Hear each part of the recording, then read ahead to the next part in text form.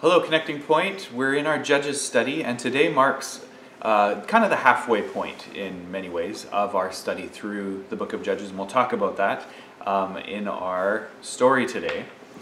Last week we left off with Gideon, and Rebecca took us through how Gideon's story, she usually has stopped it at just before it ends, because Gideon kind of goes sideways at the end of his story, and we see that his pride and idolatry, and it's not Gideon's idolatry, but it's the Israelites' idolatry of Gideon and his victory.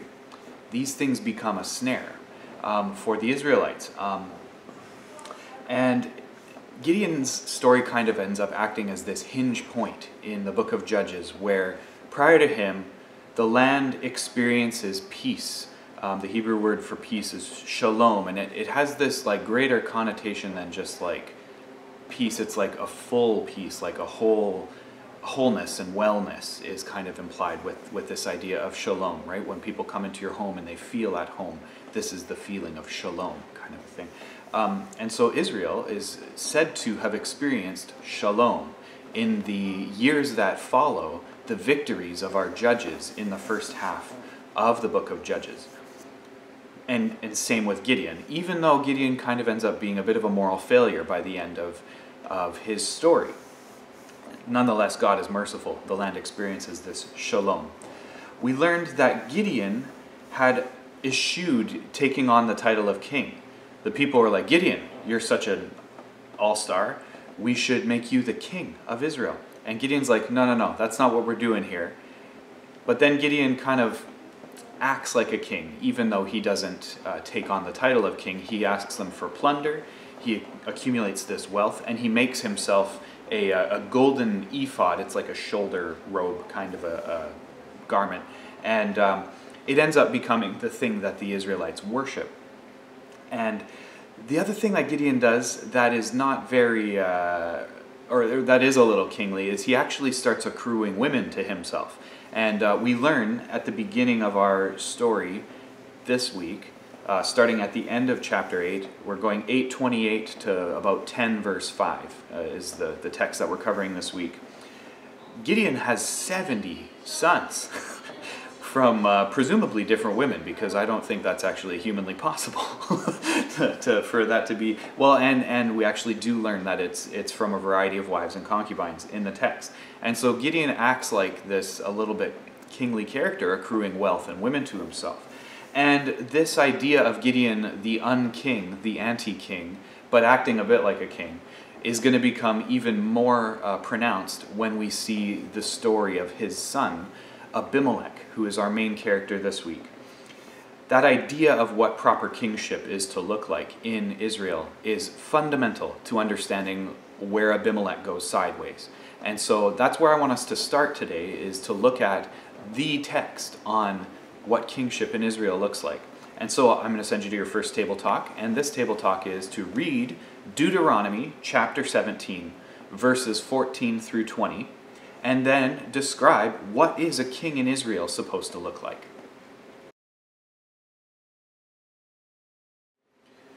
So if Gideon is our hinge judge, Abimelech's story is in many ways the one that sits right in the center of the judge's narrative. And if you'll recall, when ancients were writing out arguments, they would often put the key point, the main point, in the middle. And so we have this strange circumstance where Abimelech is our middle point. You might even think of him as the main point of the book of Judges and the way that our story unfolds. The point of this story is that Israel's character and their faithfulness, their fidelity to Yahweh, is breaking down in this post-conquest era of the judges. And Abimelech is, he's really good at showing you what it looks like when someone lacks character and lacks faithfulness to God. And so that's going to be kind of our study today. I do encourage you to read the text in its entirety, the entirety of Abimelech's story. It's a very, whoever is the writer of Judges, we don't actually know. They're an extremely accomplished author in terms of the way that they weave imagery into their stories and the way that they bring in symbolism and just the whole narrative arc. It's just really an outstanding piece of literature beyond being this historical account. It's so long, though, that we're not going to take time to read the whole thing. So I will summarize it for you and try to draw out some of those main key literary details as well as the story. So we learn that right away. Abimelech is the son of Gideon, who is called Jerubbaal in our text, which of course meant Baal can contend for himself. And it was a reference to Gideon knocking down the Baal statues, the rocks that were erected to represent the storm god of the Canaanites. And he knocked them down because his family was kind of dabbling in some idolatry. And so then his dad said, well, if Baal is God, then Baal can handle himself. Gideon knocks down these statues, and so everyone kind of was like, oh, Gideon tears down the Baals. But Abimelech is a son of this guy, Jerubbaal, Gideon, and he is a son of him and a concubine from Shechem. So not one of the legitimate sons from Gideon's wife or wives, officially, and this concubine lives in the town of Shechem. Now you may recall from our talk earlier in Judges that Shechem is a place where Joshua had been centered. The home base of the conquest was Shechem, and Shechem was also very near to the place where the Israelites had renewed their covenant with God.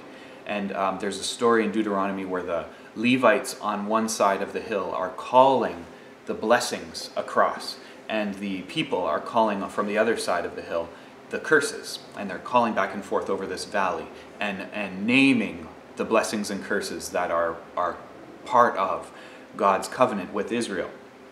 That idea becomes actually really important as our story proceeds. So we have this Abimelech character who is he's a son of Gideon, but he's not necessarily the most legitimate son. And he's in this home base of the conquest. So far so good. However, the name Abimelech means, my father is king.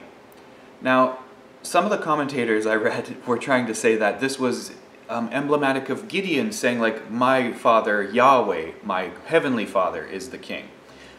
Maybe so. But I think the irony shouldn't be lost on this, or on us, that Abimelech goes ahead and he grabs kingship when this is not what the Israelites are supposed to be doing at this point. And his father had not grabbed kingship. And so I don't know exactly what the whole story of this is. And we don't get much more detail than this, but the name Abimelech is significant, and the way that he then proceeds to act shows us that his name is actually significant in this kind of grasping at power. There's a lot of irony in this. Contrasting the Deuteronomy text that you've just read, I do want to zoom in on Judges chapter 9, verses 1 to 6, which is our main introduction to the character of Abimelech. So we're going to read it out of the NIV, and here it is.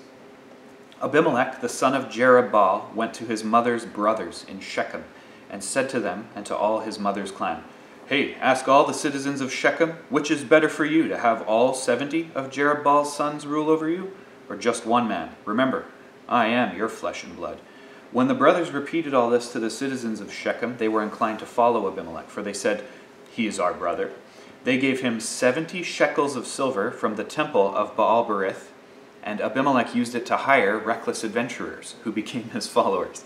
He went to his father's home in Ophrah, and on one stone murdered his 70 brothers, the sons of Jerubbaal. But Jotham, the youngest son of Jerubbaal, escaped by hiding. And then all the citizens of Shechem and Beth Millo gathered beside the great tree at the pillar in Shechem to crown Abimelech king. So there's a few details from this text that are really worth pulling out and thinking about. The first one is that issue of the familial ties. Notice how in Deuteronomy the word brothers is used, and it's this idea of the king should not think of themselves as more elevated than their brothers, which by that they mean fellow Israelites. Well, Abimelech elevates himself way over his own brothers, and you see it in this repetition of the word brothers or his father's sons and all these kinds of ideas. Abimelech is directly violating the Deuteronomic ideal of what a king should look like in taking on his brothers in this way. we have this idea of the stone. On one stone, Abimelech murders his brothers. And this is kind of vaguely sacrificial in its context, right? You think about like the stone upon which a goat or a sheep was slaughtered for the Israelites. This would have been in the mind of the readers, but it also becomes this foreshadowing thing, as we'll see at the end of our story. But the stone becomes this significant thing. It's a misuse of the altar, is what it is. And we see even further Abimelech's paganism in that he's funded by the temple of Baal Berith, which is one of the pagan gods to which the Shechemites are now prostituting themselves in this time period post Gideon, and that's who his financial backers are. And he goes ahead and hires these. The NIV has the word reckless adventurers, which is kind of a funny sounding thing, but it's basically a brute squad, a goon squad, mercenaries is kind of who these guys are. They're not his brothers. He had 70 brothers who he could have been partnering with as his, warlords and leaders and his, those kinds of things. Nope, not going to do that. We're going to hire reckless adventurers funded by a pagan temple. That's how we're going to behave. And then once he actually goes ahead and performs this incredible fratricide, he goes to a tree to be crowned king. And this is like, to add insult to injury, the Israelites' worship is supposed to take place at stone altars with 12 uncut stones to represent the nation, the 12 tribes of Israel. Trees are holy places for the pagan peoples that are around them. And so we have this direct stone versus tree kind of imagery set up where Abimelech is crowned under a tree. Now, it's not just that Abimelech is the pagan, it's that the people of Shechem and Beth Millo are going along with this, and they're in fact invoking pagan gods and deities kind of by doing this ceremony under a tree.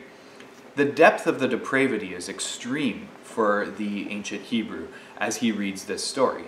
Israel's fallen so far from their ideal that they're having a pagan coronation for a man who has begun his public career by getting a brute squad together to murder his own family, right? This is just, it's beyond the pale. However, what we learn in verse 5, is that the youngest son of Jerubbaal, Gideon, survives, this guy named Jotham. And from verses 7 to 21, Jotham declares this prophetic parable over the reign of Abimelech, basically. No less, he performs this prophetic parable from the slopes of Mount Gerizim, which was the hill upon which the Levites stood declaring the blessings. And so Jotham sits in this weird spot where he is identified as the blessed character in our story. And he basically has this parable, and it's quite funny imagery, but it's basically, why would a tree ask a thorn bush to lead it, is kind of the main point of the story. And it's a very kind of rich text for the ancient Hebrews. And at the end of the story, he declares, if we've been treated wrong, this family of Jerubbaal, by you, the Shechemites, and also by you, Abimelech, then let fire come out from Abimelech to consume all of you, and let the fire of Shechem consume Abimelech, basically. And it's just this, it's really kind of a violent prophetic parable. And we'll see that is exactly kind of how our story will wrap up. But the main point of Jotham's parable is kind of, a foolish people deserve a foolish leader. And that leads me to my next table talk. Do you think we usually get the leadership that we deserve? So Jotham escapes, and what we have happen then is a quick cut, and it says 3 years later in the text. And this is where we pick up Abimelech's story. So he's now the king, and he's reigning kind of over this region of Israel, but he's not living in Shechem. And so we learn that God sends an evil spirit, or allows an evil spirit, to come between Abimelech and the Shechemites, and sow discord between them. And so what the Shechemites do is they begin a bit of kind of banditry, where they're robbing caravans before they show up in Shechem so that the money is not officially on the books. And Abimelech isn't able to accrue all of the taxes, basically, that he's owed by the trade agreements that they have set up. And we don't get a ton of detail on this whole thing. Aside from that, the Shechemites are basically swindling Abimelech. The Shechemites have also had a man move into town, a guy named Gaal, son of Ebed. And in contrast to Abimelech, Gaal has his brothers working with him. It's his brothers, and they're kind of the new big family in town. He's not the governor of Shechem, but he ends up speaking out publicly against Abimelech. Wouldn't it be better if maybe I was in charge instead of that clown over there, right? This kind of a thing. And so Abimelech ends up getting wind of all this. And he comes to Shechem to deal with this upstart Gaal and to get back his money, basically. So Abimelech sets up an ambush out in the surrounding agricultural land, because cities back then, like medieval European cities, they're kind of, a city center that gets walled around it, and then, palisade wall. It's not always a very stone wall, Jericho style. It's sometimes just a simple wall. But city center, wall, and then the farming land around the outskirts of the city. Similar to how it is today too, although we don't usually have city walls in North America.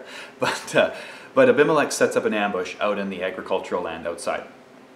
And Gaal and his brothers get wind of this ambush that's set up. But the Shechemites are so ticked off with Abimelech that the governor of the city goes over to Gaal and basically shames him into going out to try to fight Abimelech anyhow. And so Gaal and his brothers head on out to deal with this group who thinks they're ambushing the city, but now in fact are just going to end up in a pitched battle. But Abimelech has a trained goon squad, not just a band of brothers, and the town levy basically is who goes out of Shechem to try to fight Abimelech. And so Abimelech and his men soundly defeat Gaal and his guys, and Gaal has to flee. Abimelech ends up the next day pressing his attack against the Shechem city center itself. And what ends up happening is just this horrible scene of destruction, where Abimelech and his men herd the people of Shechem towards this citadel temple kind of structure, the highest building. And it kind of sounds a lot like some of the stories of Viking raids of the Middle Ages, where the raiding army herds everybody in towards the church, and because they're pagans and they don't give a rip about the centers of worship, they then torch the church, kind of a thing. And so this is what Abimelech does. He herds everyone towards this pagan city center, temple, citadel kind of building. It's a tower. The people have fled into it. There's like 1,000 people inside the tower.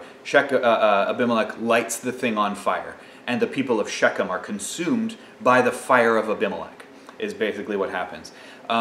Abimelech goes back out into the fields and sows salt into the fields around Shechem, just completely destroying the usefulness of this land. At this point, Abimelech is like mad with power or something, because he continues to cruise around looking for people to deal with. And so he goes on to this city of Thebez and kind of tries this same technique of herding everybody towards this whatever city center, temple, tower they have. But as the people are fleeing into this, and Abimelech is bringing forward fire and his army are bringing forward fire to burn another tower down, a woman casts a millstone, the upper portion of a millstone, so it's a large stone, but it's castable. She throws it out of the top of the tower, and it strikes Abimelech. That stone coming back as this foreshadowed stone. And Abimelech is now wounded, mortally so, and so he asks his armor bearer to strike him down with a sword in order that his death blow would not be dealt to him by a woman. And so ends the sad and sorry tale of our boy Abimelech. We have a bit of a postscript after Abimelech in chapter 10, where we get these two very minor judges, a fella named Tola and another fella named Jair, who are listed. And they get just a couple of verses each. And we get this interesting lack of a comment for Tola and Jair, where for the first half judges, Othniel through Gideon, everybody has this victory, and then we experience shalom in the land. But Abimelech marks this turning point where, after Tola and Jair, it just says, and they led Israel for such and such years. And this is the statement that we get from now forward, going through the judges, is that there's no shalom in the land, it's just that so-and-so led Israel for such and such years. And we've just been given this new paradigm of leadership for what Judges era Israel looks like. Abimelech is a disaster of a leader, where he is prostituting himself to the pagan gods, not leading the people in worship of Yahweh, and he's performing violence Israelite on Israelite now. And that has become something of a new norm. So what does it even mean that Tola and Jair are leaders? Well, now we have questions, and we don't get really solid answers. We have two more significant judges that will follow in the coming weeks and months, a fellow named Jephthah and a fellow named Samson. And they're going to raise more questions about what leadership in Israel looks like during this time. Our tale ends up being this darkly tragic pivot point in the book of Judges. We don't see humor or righteousness or God's active will being done where the people are turning back to Yahweh. In this time of crisis, we just see that God is still providing sovereignly, even in spite of the violence on violence. And that kind of brings us to, like, what do we take from a story like this in the Old Testament? We have a handful of these where it just seems like bad character does bad thing and further badness happens, right? And so what do we take of this kind of thing? Well, I think the main thing that we see in this text is that in spite of Abimelech's evil and in spite of the Shechemites' evil, God's sovereignty is still what is prevailing. And we see that in this parable prophetic statement that Jotham gives, where he says, if you've behaved unrighteously, let fire come out of you guys and consume all y'all. And this is exactly what ends up happening, is Abimelech in his lust and quest for power ends up destroyed. And he destroys the people who have acted so immorally in setting him up in the first place as the king.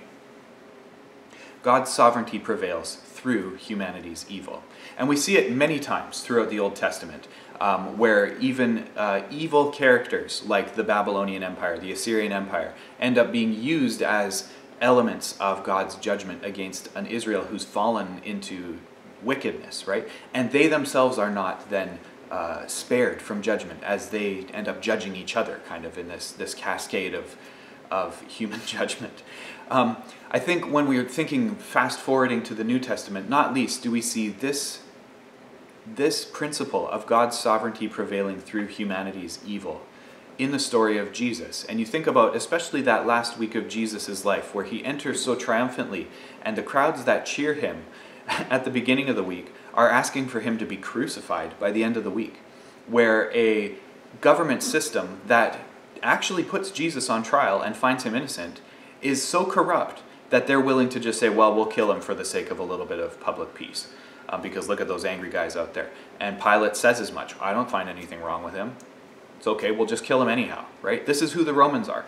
They're corrupt. They're violent. The whole thing is power politics to them. The whole thing is violence and murder to them.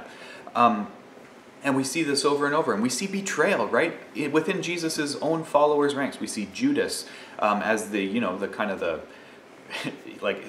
Judas someone would be to betray them, right? His name has become a verb in some ways. But we see it with Peter as well. And he also betrays Christ. And Peter, who becomes Jesus' great champion and follower and disciple in the weeks that follow when Jesus' resurrection happens. And this is the story. This is the beautiful, wonderful story of Scripture, is that even as humanity descends into hell and chaos, God's sovereignty is still at work, and Christ still rises from the grave. And that resurrection power can then change what has been just horror and disaster into something beautiful, something new, and that we can still have this opportunity and this invitation to participate in God's new creation, right?